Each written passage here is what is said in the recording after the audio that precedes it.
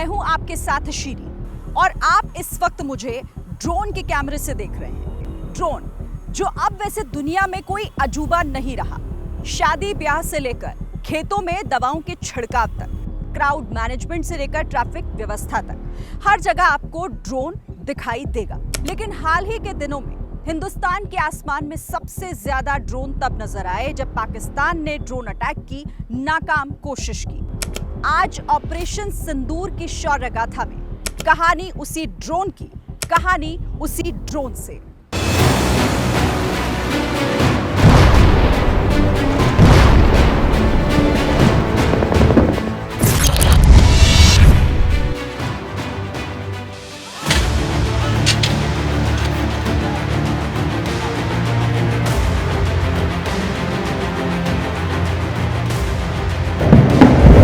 हमला पाकिस्तान ने ड्रोन से किया और हिंदुस्तान ने इन बंदूकों और लॉन्चर से जवाब दिया।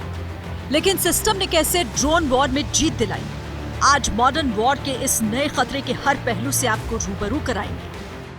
पाकिस्तान के ड्रोन, उसके यूएवी, पाकिस्तान के एयरक्राफ्ट और उसकी मिसाइलें हमारे सशक्त एयर डिफेंस के सामने सबके सब ढेर हो गए। ड्रोन मतलब आसमान से जमीन पर आंख, जो इस वक्त इस वीडियो में भी रिकॉर्ड हो रहा है। ऑपरेशन सिंदूर से बौखलाए पाकिस्तान ने 7 मई की रात भारत की तरफ आंख उठाने की जुर्रत की थी। उसके पास एक ही हथियार था, वो था ड्रोन, वो भी चीन और तुर्की से मांगे गए ड्रोन, जिसके जरिए उसने भारत के कई राज्यों में सैन्य ठिकानों और नागरिकों को निशाना बनाने की कोशिश की थी। लेकिन यूएस ग्रिड और एयर डिफेंस सिस्टम ने यह कोशिश नाकाम कर दी। L-70, ZU-23 गन और शिल्का सिस्टम की बदौलत सभी ड्रोन निष्क्रिय कर दिए गए।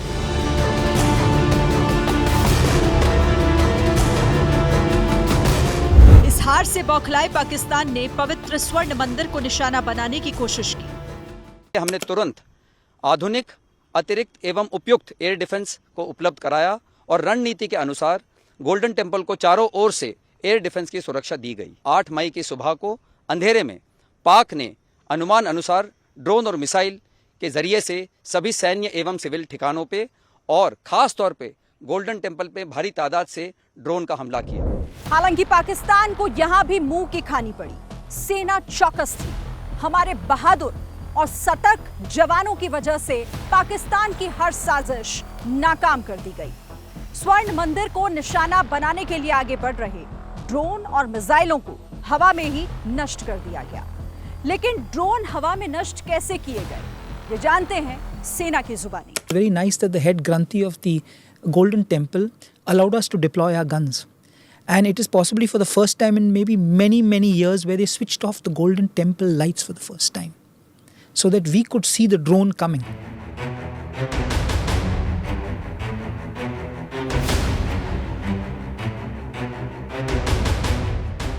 लेकिन सवाल ये है, जो पाकिस्तान अपने फाइटर जेट और मिसाइल की हेकड़ी दिखाता है, उसने ड्रोन का इस्तेमाल ही क्यों किया, मिसाइल क्यों नहीं?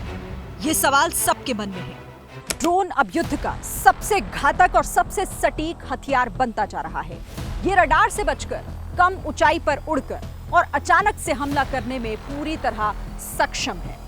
ड्रोन से हमला करना सस्ता होता है और ये बहुत तेजी से अपने दुश्मनों पर अटैक कर सकता है। पाकिस्तान ने भारतीय सैन्य ठिकानों को निशाना बनाने के लिए 400 से 500 की संख्या में एक साथ ड्रोन भेजे थे।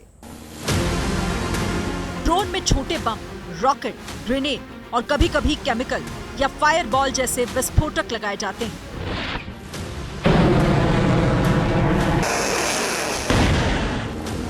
पाकिस्तान ने सशस्त्र ड्रोन का इस्तेमाल किया, जिनमें विस्फोटक और मिसाइल लगे थे।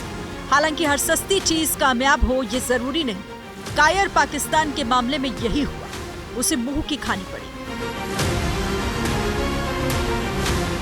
जो जो पाकिस्तान ने 600 ड्रोन्स हिंदुस्तान की तरफ दागे थे, उनको एंटी एयरक्राफ्ट गन यानी कि L-70 गन से और उनको ZU-23 गन से और फिर इलेक्ट्रोमैग्नेटिक जैमिंग से और फिर एंटी ड्रोन नेट से स्मॉल और मीडियम रेंज में तबाह कर दिया गया। Now this was a classic example of coordinated air defence. 9 मई को तुर्की के यहाद ड्रोन और चीन के ड्रोन बायटार TB2 और क्वाडकॉप्टर से पाकिस्तान ने हमला करने की कोशिश की। श्रीनगर, जम्मू, फिरोजपुर, जैसलमेर, बाड़मेर, भुज को निशाना बनाया। सैन्य रडार और हवाई अड्डे भी टारगेट पर थे। 26 जगहों पर हुए हमलों को भारतीय सेना ने निष्क्रिय किया। एयर डिफेंस ने उनकी एक नहीं चलने दी। आखिर इस पूरे एयर डिफेंस सिस्टम ने पाकिस्तान के ड्रोन अटैक को कैसे नाकाम किया, वो आपको दिखाते हैं। पहले देखिए ड्रोन को हवा में ही जाम कैसे किया गया। पाकिस्तान की तरफ से आ रहे ड्रोन को भारतीय सेना ने वज्र शॉट के माध्यम से जैम भी कर दिया था। ये भारतीय सेना का वज्र शॉट है और इसे एंटी ड्रोन सिस्टम भी एक तरीके से कहा जा सकता है। जैम कर देता है ड्रोन को 2 किलोमीटर की दूरी पर। जैसे ही हम जामिंग ऑन करते हैं तो उसका RC से जो कनेक्शन है, रिमोट कंट्रोलर से जो कनेक्शन है, वो लूज हो जाता है। और यहाँ पे GPS जामिंग का बटन है। तो GPS जामिंग में क्या है, ड्रोन को अपनी ओन लोकेशन नहीं है, उसकी GPS सैटेलाइट 0 हो जाएंगी। जैसे ही GPS लॉस्ट हुआ तो उसको पता ही नहीं उसकी होम लोकेशन है क्या, तो फिर वो वापस नहीं जा सकता। तो वो ड्रोन जब तक उसकी बैटरी होगी उसके बाद वो वहीं पे गिर जाएगा। भटिंडा में ऐसा एक ड्रोन बरामद भी हुआ, लेकिन हमारे शूरवीरों ने न सिर्फ ड्रोन को जाम किया, बल्कि जगह जगह उसे निशाना बनाकर हवा में तबाह कर दिया। इन सब के पीछे है हिंदुस्तान का अपना आकाश तीर सिस्टम। यहाँ पर ये आकाश तीर का कंट्रोल रूम है। एक ये ऐसा सिस्टम है जिसके माध्यम से हमने पाकिस्तान को न सिर्फ सबक सिखाया बल्कि उनके हर हमले को नाकाम कर दिया। आप ये कह सकते हैं कि रियल टाइम में सही समय पर जो लाइव चीजें होती हैं सीमा पर, LOC पर, उनकी निगरानी यहां से रखी जाती है कि किस तरफ, किस दिशा में, कहां पर पाकिस्तान की तरफ से हमला करने का प्रयास किया जा रहा है और रियल टाइम उसे जानकारी इसी कंट्रोल रूम से दी जाती है। एयरफोर्स की रडार्स, आर्मी की रडार्स उनके साथ इंटीग्रेटेड है। देख पा रहे हैं कि क्या क्या एयरबोर्न ऑब्जेक्ट हवा में उड़ रहे हैं। उनको एक कोलैबोरेशन करता है उन पिक्चर्स का और वो पिक्चर इनके पास आता है। इस प्रकार भेजते हैं कि जो भी होस्टाइल ऑब्जेक्ट हमारे वेपन के पास लोकेटेड हैं, उस वाले वेपन को हम बोल देंगे कि ये आपकी तरफ आ रहा है, आप इसको एंगेज कीजिए। फिर जो हमारा जवान गन पे, वेपन सिस्टम पे या मिसाइल सिस्टम पे बैठा होगा, वो इफेक्टिवली उस एयरबोर्न ऑब्जेक्ट को, होस्टाइल जो है, उसको एंगेज कर देगा और उसको शॉट डाउन कर देगा, जो कि हम बखूबी ऑपरेशन सिंदूर के टाइम पे कर पाए। आकाश तीर ही हवा में टारगेट को डिटेक्ट करता है। उसके बाद बारी आती है हथियार की। देखिए किन हथियारों से पाकिस्तान के ड्रोन हवा में गुब्बारे की तरह फूटे।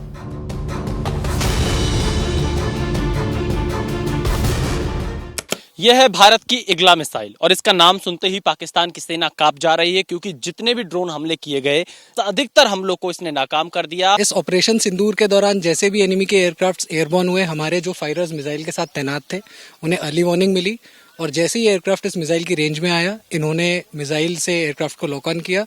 जो भी ड्रोन्स आए उनको लॉक ऑन किया और उन्हें शूट डाउन किया।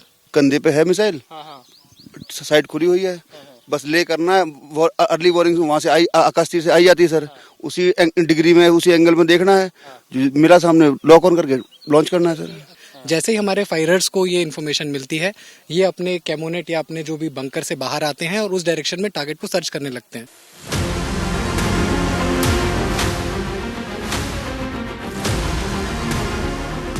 ऑपरेशन सिंदूर में 600 से ज्यादा पाकिस्तानी ड्रोन को भारत ने नष्ट किया। पाकिस्तानी सेना ने भारतीय शहरों को निशाना बनाने के लिए ड्रोन भेजे थे। भारतीय सेना ने 1000 से ज्यादा एंटी एयरक्राफ्ट गन तैनात की थी। 750 से अधिक शॉर्ट रेंज सतह से हवा में मार करने वाली मिसाइल सैम सिस्टम लगाए गए। 8-9 मई की रात पाकिस्तान ने तुर्की के बने ड्रोन भेजे। इन ड्रोन्स में विस्फोटक, ग्रेनेड और किसी किसी में कैमरा या निगरानी उपकरण लगे थे। इनका मकसद भारतीय सैन्य ठिकानों, सप्लाई काफिलों और संवेदनशील इलाकों पर हमला करना या फिर जानकारी जुटाना था। तुर्की ने पाकिस्तान को न सिर्फ ड्रोन दिए बल्कि अपने सैन्य ऑपरेटर भी भेजे और पाकिस्तानी सेना को ट्रेनिंग दी। LOC पर इस हमले को नाकाम करने में आकाश तीर सिस्टम और एंटी एयरक्राफ्ट की बड़ी भूमिका रही। LOC पर 100 ऐसे आकाश तीर सिस्टम लगा दिए गए जिन्हें संजय नाम दिया गया। संवाददाता नीरज राजपूत एलओसी पर पहुंचे शूरवीरों की कहानी जानने कि कैसे ड्रोन तबाह किए गए और संजय नाम का क्या मतलब है। महाभारत के युद्ध में संजय जिस तरह से रणभूमि का, बैटलफील्ड का पूरी जानकारी महाराज धृतराष्ट्र को देता था, ठीक उसी तरह से जो भारतीय सेना का जो आकाश तीर सिस्टम है वो भी पूरी जानकारी जो है वो सेना के कमांड एंड कंट्रोल सेंटर को यानी कमांडर्स को देता है। इस वक्त हम भारतीय सेना की एक एडी यूनिट में है जहां पर आकाश तीर सिस्टम को प्लेस किया गया है। पूरे बॉर्डर्स पर लगा दिया गया है इन आकाश तीर सिस्टम को, ताकि पाकिस्तान की तरफ से आने वाले किसी भी तरह के ड्रोन्स हों या दूसरे एयरक्राफ्ट हों, हेलीकॉप्टर्स हैं, उनको किस तरह से न्यूट्रलाइज किया जाए। ये बोफोर्स की anti aircraft gun L-70 vintage ये गन है और इसने ही सारे ड्रोन्स जो थे मार गिराए। ये भारतीय सेना की जो एयर डिफेंस सिस्टम है आकाश तीर, उसका ही हिस्सा है ये। लेकिन ये जब ये आई थी, भारत ने ली थी, स्वीडन से ली थी, ये बोफोर्स गन ली थी, तब इनका जो इस्तेमाल था वो जब दुश्मन का कोई एयरक्राफ्ट यानी कि लड़ाकू विमान, हेलीकॉप्टर कोई आता था, उन सब के लिए ली गई थी। लेकिन अब क्योंकि मॉडर्न वॉरफेयर में ड्रोन्स जो है उनका इस्तेमाल बहुत ज़्यादा हो रहा है, इसलिए इनको जो आत्मनिर्भर भारत है और जो रक्षा क्षेत्र में आत्मनिर्भरता बन रही है, उसके तहत इन गन्स को जो है अपग्रेड किया गया। भारत इलेक्ट्रॉनिक्स लिमिटेड BEL ने इसको अपग्रेड किया और इनको क्या किया, इनको एंटी ड्रोन यानी काउंटर ड्रोन सिस्टम में तब्दील कर दिया।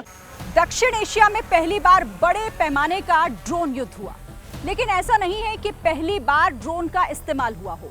1995 में DRDO ने निशांत नाम का एक ड्रोन तैयार किया, जो 1999 में करगिल युद्ध के दौरान निगरानी के लिए इस्तेमाल हुआ। ड्रोन का इतिहास सालों या दशकों नहीं बल्कि सदियों पुराना है। 1935 में ब्रिटेन ने DH-8-2B क्वीन BEE नाम का पहला रिमोट कंट्रोल ड्रोन बनाया, जिसमें ड्रोन शब्द जुड़ा। 1939 और 45 के बीच दूसरे विश्व युद्ध में अमेरिका ने बड़े पैमाने पर ड्रोन का इस्तेमाल खासकर जासूसी और टारगेट प्रैक्टिस के लिए किया। 1960 के दशक में वियतनाम युद्ध के दौरान अमेरिका ने निगरानी और फोटोग्राफी के लिए ड्रोन तैनात किए। 1990 के दशक में प्रीडेटर जैसे हथियार से लैस ड्रोन बने, जिनसे दुश्मन पर सीधा हमला किया जा सकता था। 2002 में यमन में CIA ने प्रीडेटर ड्रोन से पहली बार सीधा अटैक किया। फिर जो सिलसिला शुरू हुआ वो 20 साल बाद और भयानक रूप ले चुका है।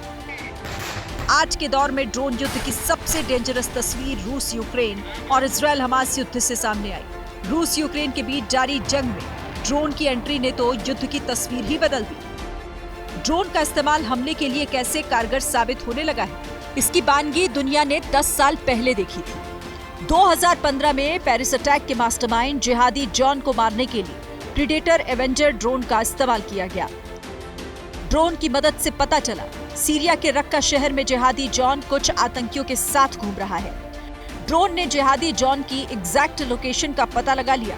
रात करीब 11 बजे जिहादी जॉन को 3 साथियों के साथ एक कार में जाते देखा गया, जहां से इस ड्रोन ने लेजर के जरिए कार को टारगेट बनाकर लॉक कर दिया। सैटेलाइट के जरिए कंट्रोल रूम को मिली जानकारी और माउस के एक क्लिक से हेलफायर मिसाइल ने कार पर अटैक किया। ड्रोन ने पलक झपकते ही पेरिस हमलों के मास्टरमाइंड का खात्मा कर दिया। गुजरते वक्त के साथ ड्रोन का इस्तेमाल सिर्फ निगरानी तक सीमित नहीं रह गया है। अगर ये युद्ध में शामिल हो जाए तो पूरी तस्वीर बदल कर रख देता है।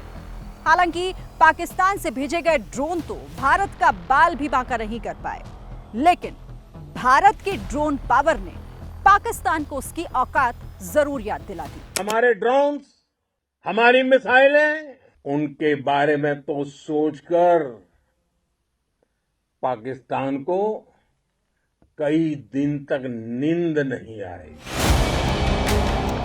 जवाब में हिंदुस्तान ने जो ड्रोन मारे उसकी धमक लाहौर से लेकर कराची तक सुनाई दी। ये है इजरायल से भारत को मिले हारोप और हार्पी ड्रोन, जिन्होंने पाकिस्तान में घुसकर उसकी रीढ़ तोड़ दी। इन दोनों ड्रोन की मदद से हिंदुस्तान ने पाकिस्तान पर कहर बरपाया।